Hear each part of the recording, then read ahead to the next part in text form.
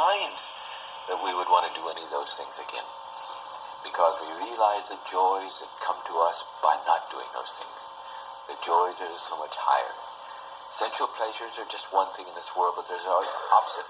The world of duality, there's an opposite. Every pleasure that we have, there's a pain in this world. For every bit of happiness, there's a sorrow. For nighttime, there's darkness.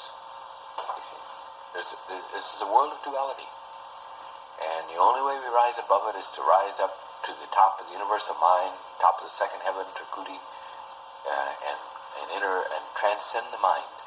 Go beyond it. Learn to understand the mind and use it and go beyond. And then you see, then life becomes very understandable, quite beautiful. We can't say that this is my karma, I'm doing this because it's my karma, that's the will of the master. We can't do that until we have at least transcended the mind and they're in the third plane. Because only then do we know, because we're above the mind. What do we do to we get to that point? We just obey the commandments of our Lord. We just obey the commandments, the 4 vows, all the other little subtle requirements of discipleship, and we're able to climb up that mountain of light. So there are great treasures waiting for all of us who follow that path sincerely and honestly, and just hang in there. One of the greatest traits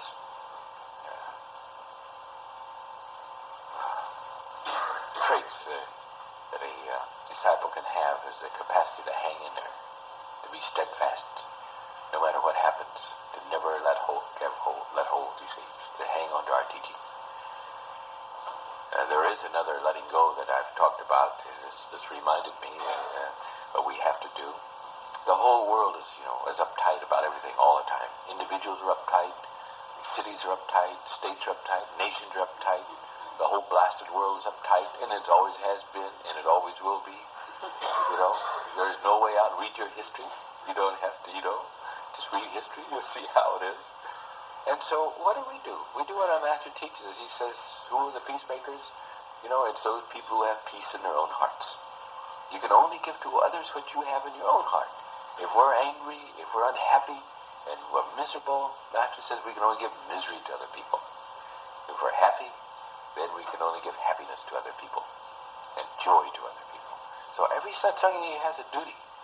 You have no alternative after as Margie said here in New York City in 1970, you have no alternative but to be happy. Because he says, your pain is my pain, and your happiness is my happy. So be happy. You've got to be happy. We were talking down in Florida about this a couple weeks ago at a beautiful weekend we had. If you hold your hand out in front of you and just hold it in a clenched fist like the world does, you see, everybody just clenching and grasping for money, for power, for beauty, for position, for status, and they're just grasping. But if you hold your hand long enough there and keep it there, you know what happens? It starts to shake and go like this, and all kinds of things happen. You get the twitches, And if all of a sudden after doing that, if you just let go, you just feel so good, You just feel so good. So it's not just a physical thing, but it's a mental thing. We get uptight about things. I was just talking to a beautiful lady a while ago, and I was telling her that in China, you all know, you heard Suda last night talk about it. There's a beautiful saying in Shanghaiese.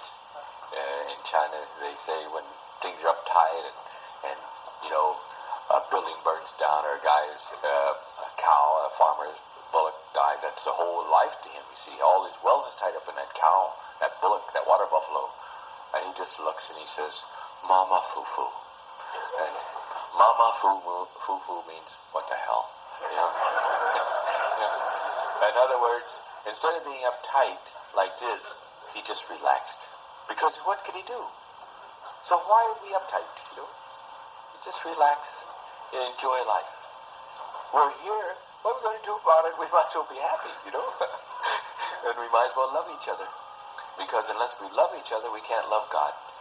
It's a law of God, you see. It's a universal law. And Master says it's mockery to say that we can love the Lord unless we love each other. Well, you just think about it. If we can't love each other, forget it. There's no chance of loving God. And then if we love God and we love the Lord, we love Master, then we have to love each other. Just something that has to be. See? So the thing to do when you're uptight about anything that bothers you, just remember your hand and then just let it go. And do it once in a while and feel how good you feel just physically when you do it. When you get yourself tense and then just undo it. You just feel so good. And mentally, oh, it's even better.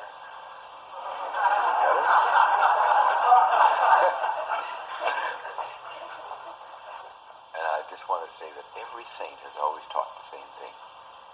If anybody goes with an open mind, absolutely open mind, and read the scriptures from the ancient Chinese, and from the ancient Hebrew, all the way back to Abraham and Moses and through the prophets, you come up through the time of Christ, you come up through the Sufi mystics, you come up through the Indian mystics, and all around the world, some great mystics that occurred at one time in Europe, the time of Master Eckhart, people like that. You'll find such beautiful things. And they all had to cast these same teachings, the perennial philosophy, into the times, the words of their time. And if you look at it with an open mind and try to interview, you'll find that they all say exactly the same thing. Exactly the same thing. There's absolutely no difference.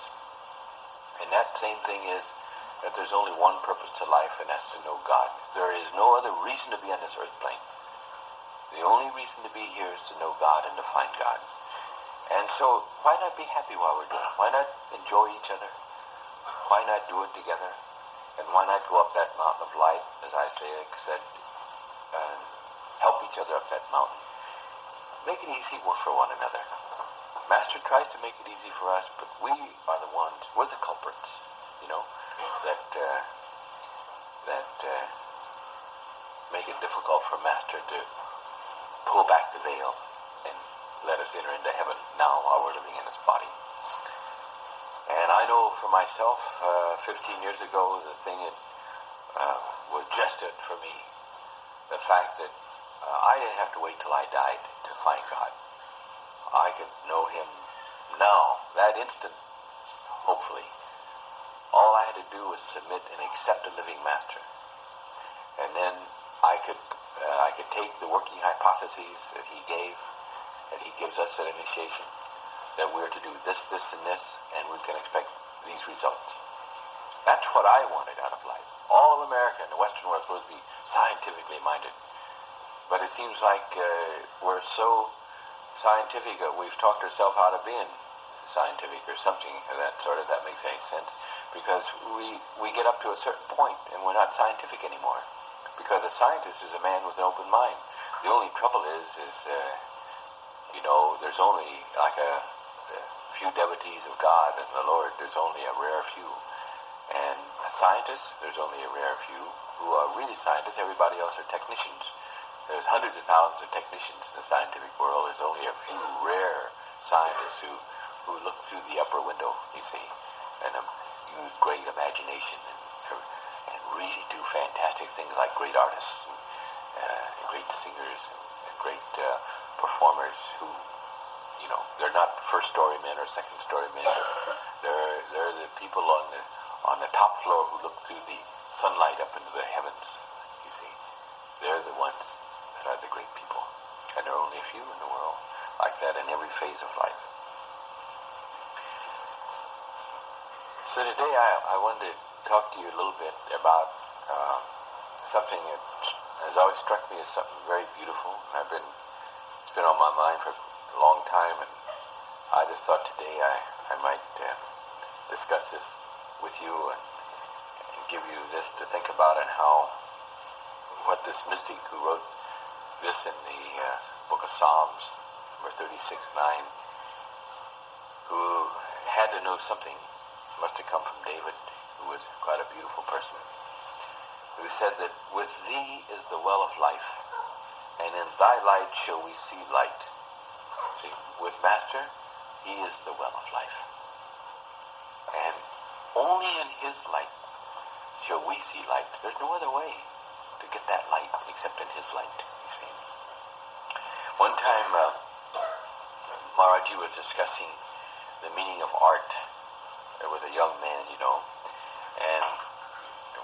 done something to the effect that, in Master's words, that the true artist appreciates all of life, not just some little self-centered segment, that he calls his own, you see. But he appreciates all of life. And then Master went on to name all the various things that we call art. We have names, we label things, and we call this and that art, you see. So Master went on to name the usual things, and then he went a little bit further, as Master usually does. And he went a little bit further, and he said, yes, and even he said that even the beautiful trees and a child, or a childlike person, 60, 70, 80, 90 years of age even, who can be childlike just the same as our little children we see here, because they have no malice or hatred in their hearts and no barriers to keep them from loving. And he said the mountains, the sky, the ocean, a striking sunset, all these things, Master says, surely comes under art. Man thinks that artist, maybe who's a painter, is just to throw a bunch of paint on a canvas and look at it and create, when all he has to do is to look out of a window and see a fantastic sunset. 2 weeks ago in Clearwater Beach, Florida, at sundown, I went out on my balcony. We were having a little rest period, and there was a Trikootie sun going down over the Gulf of Mexico, and there was a bunch of Satsangs walking along the beach. And we were all pointing. The whole sky was red, and the sun was just one fantastic, you know how it is when the sun is just dropping down behind the ocean. And it was the most fantastic. No artist could ever paint a picture like that. He could go out with his paintbrush and all that, and he could start painting. But he could never capture what we saw there, what we saw in that sky that night. It was so fantastic. That's art, Master said. That's true art. That's God's art, you see. And everything we see in this world is only a reflection of which comes from the next world. And when we get to the next level, then that is only a reflection of what comes just above it. When we get to that level, that's only a reflection we finally get back to the true home, to the Father himself. Everything is just a reflection of what's just above it. Even this body we live in is only a reflection of the body that we find when we step out through this eye center. Even now while we're living in this body, and when we step out through our meditation, bring our currents up that spread out through this body, bring it up and step out now and die daily like St. Paul. We step out into the astral plane or the first heaven, and there we have a body, but it's not a body like this one. It looks like it, but it's very beautiful and subtle body, you see. And in the next plane, and that's only a reflection of the body that we have on the next plane, the second heaven, and so on. Everything, even the sunset that we saw, is only a reflection of what is in God's heaven just above us, you see. So every step you make, you see a reflection of the beauty that is to come. It's just beyond us. So look at everything in the light of God's beauty. Look at everything that you see, people, trees, flowers, everything as beauty, as something that's just a reflection of what God has in store for us. And then we appreciate life and we appreciate each other so much more. This is similar to, the Chinese idea of all hyphenated. Start from where we're at, practicability and mystical simplicity of the ancient Chinese mystic. In this manner, along that line, Master keeps hammering home to us the great and the profound beauty to be found in all of God's creation. In order to create in us, he does it for a reason.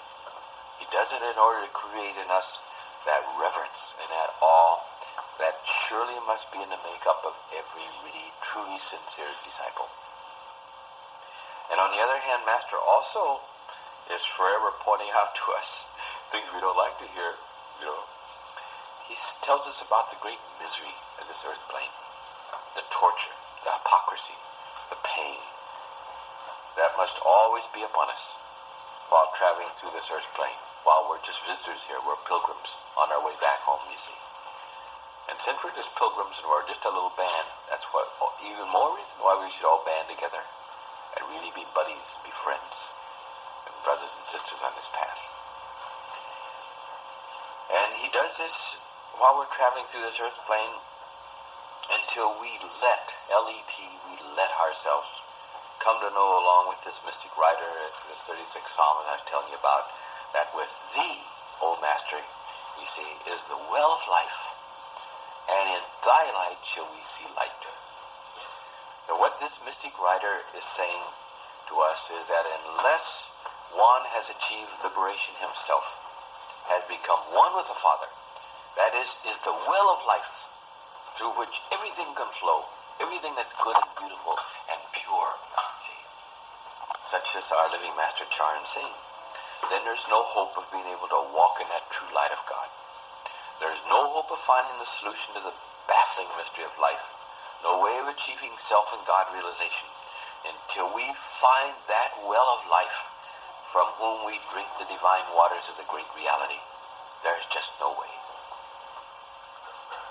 Right here in New York City, three and a half years ago, back in 1970, Master tried to explain to us this great truth, the meaning, this great truth in the Bible. You all remember when he was on the stage, and he made this quote. He says, I am the light of the world. He was quoting from the Bible. But he is the light of the world. See, every saint that comes from the beginning of civilization, that saint is the light of the world as long as he is in the world. When he lives, then, when he dies from the body and leaves and goes on back to the Father, then another saint comes and he is the light of the world. No particular mystic or saint or prophet ever goes on and can be the light of the world when they once leave it. There always must be one here in the flesh with us, you see. So he says, I am the light of the world. He that followeth me shall not walk in darkness. Now listen to the similarity to the book, to the psalm that I just gave you. He that followeth me shall not walk in darkness, but shall have the light of life. Isn't it beautiful? All we have to do is follow him. And we have the light of life. And we fight, we struggle, we drag our feet. When we have this whole treasure given to us, and we won't take it. It's so simple. So Master has made it very clear to us that all the mystics down through these long ages have said the same thing, in one way or another, according to the times and the climate. Meaning, a physical incarnation of the Lord must always be here with us, while we are also in the flesh. But that word made flesh, whether it be in Abraham, a Moses, you see, and Isaiah, or Lao Tzu, or the great Buddha, or some of the mystic writers of the book of Psalms, the book of Proverbs. There were some mystic writers who got some of their stuff in those books. The cries to Persian mystics, or Kabir, Guru Nanak, all through the line, all the way up to our line of saints, starting with the great Swamiji back in 1820 when he was born. He's made it very clear to us that that word made flesh, that well of life, is all love, is all life. And all he asked us to do is to walk in his light. At initiation, and I was just telling you a while ago what happens, he tells us how to do it. He gives us a working hypothesis. Every scientist knows what that is. You get the working hypothesis from the master scientist, who is our saint, Dr. Charan Singh, and we carry out this experiment. We make it work, and it works. And it's so simple. It's so simple, it is just like trying to move the Empire State Building up all by yourself up to 52nd Street. That's the way we seem to make it. And how come treading this path seems so difficult? We ask that question all the time. When it's so beautiful, and all we have to do is walk in his light. All we have to do is walk in his light. The light is there. Why is it so difficult? Why do we make it this way? I tell you what he says. Because it demands that we give of ourselves. That we recognize the great sickness of I-ness, of ego, of cherished opinions, and that we must seek to be a lover, a real lover, you see. And we seek to bear no malice, no anger, no jealousy toward others. And he says that we should be so tuned to to the divine virtue of forgiveness that we find that there is never anything to forgive. Isn't that something? We should be so tuned that how can there be anything to forgive if we're tuned, into that light? Unfortunately, history records the fact, and mystics and our master, consistently remind us of it, makes us all feel bad, that man does not wish to love. He doesn't wish to forgive. He says man finds this most difficult for some reason. Ego, you see, this great sickness. Man finds it easy to hate. He finds it easy to point a finger at somebody else. Even though his master pointed out one time that when we point an accusing finger at somebody else, there are 3 fingers pointing back at the pointer. Look at that. If I point a finger at old Fred Siegel, humble Fred, down here, if I point a finger and say, look at that fellow, what's happening? 3 fingers are pointing right back at me. 1 finger goes to him and 3 back to me, which is 3 times worse. So Master says we should be very careful when we point fingers at somebody and accuse them of something, because there's more harm coming back to us than there is harm, in accusing somebody of something or whatever. Maybe somebody else did wrong, and we want to criticize. But that 3 fingers is pretty devastating, Is that something? Master has such a way of making things simple, and so beautiful. So every time we want to judge somebody or criticize, we should always think about we're pointing a finger. And every time we point a finger, remember that there's 3 daggers coming right back at us, and they're not those daggers of love, but there's something else. They're pretty painful. And the great Lao Tzu, who lived 2,600 years ago, so wonderful in that time there, the Buddha lived right there at that time in India, Lao Tzu in China, and the great Isaiah lived, and Jeremiah about right at that same time over in the Middle East. Some of the great saints we ever had on the earth plane, up to now, lived at that time of life on this earth plane. Isn't that a fantastic thing?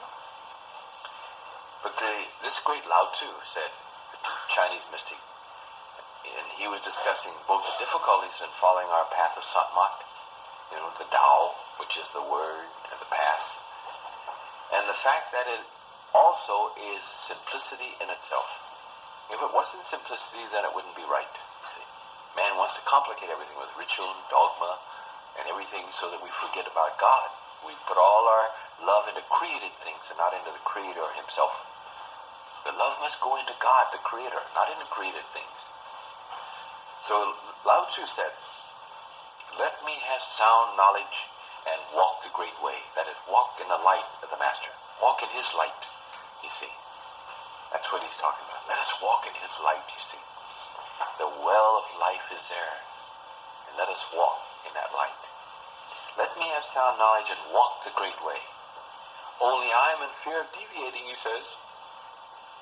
The great way is very plain and easy. See, there's the simplicity again, and there's the difficulty. He puts it all in just one sentence. And then he says, but the people prefer bypass. You see, the saints come through all these ages. They tell us a simple way of following God and walking in his light. But we manufacture in our minds all kinds of intellectual problems. Let the intellect take over. And cold reason, Master says. After initiation, we should just eliminate cold reason from our minds and fly on the wings of faith and love. And then we'll find everything on just that simple little bit of submission, which man doesn't want to do, doesn't want to submit. But people prefer the bypass. They don't want to walk. They don't want to walk the great way. They want to walk their own way. The Lord's Prayer, it says, thy kingdom come, thy will be done. But as Margie points out, we don't pray that way. We always say, my kingdom come, my will be done, We want everything my way. This is the way it ought to be. We're a bunch of hypocrites usually when we repeat that prayer. My kingdom come, my will be done. Because if we just examine ourselves all during the day, we'd find out that we were doing it our way, not God's way, you see. So when we're continually examining we begin to get a fix on ourselves. And finally, the prayer like that makes some meaning to us. The Socrates, he had a beautiful quote, which I got from one of my scholar friends, who says that many bear the emblems, that is, the emblems of being initiated, see, but the devotees are few. Many bear the emblem, but the devotees are few. Many get initiated, but the real devotees, they're the rare ones, really rare.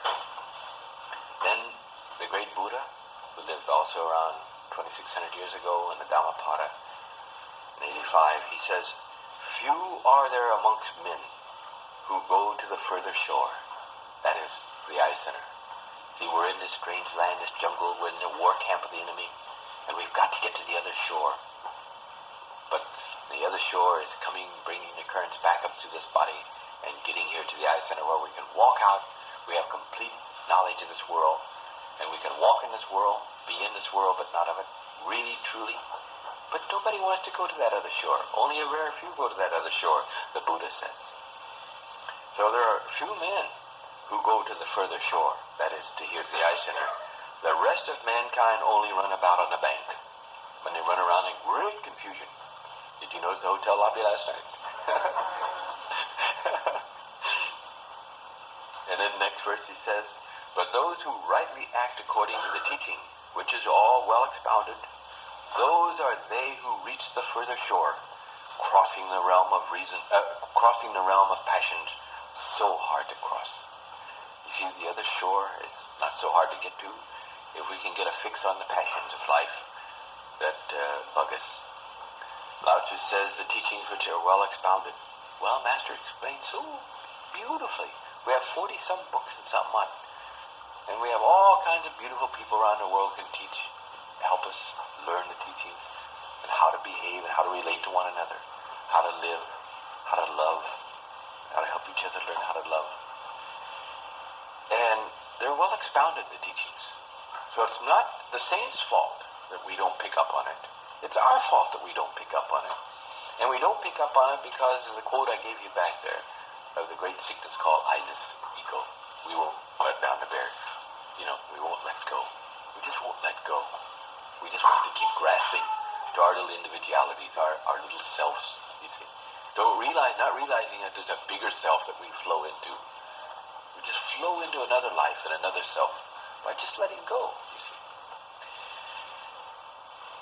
So the Buddha says then, coming from home to the homeless. At home is the Father, Sachkhanda, fit heaven where the Father is.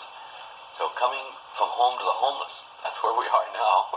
We're homeless in the earth plane. The wise man should abandon the dark states and cultivate the bright.